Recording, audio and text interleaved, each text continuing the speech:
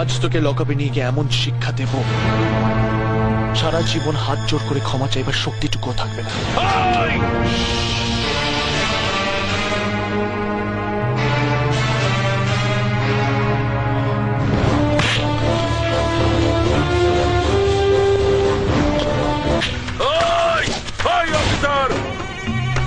তুমি নতুন অফিসার হয়েছো তাই বোধহয় আমাকে চেনো না।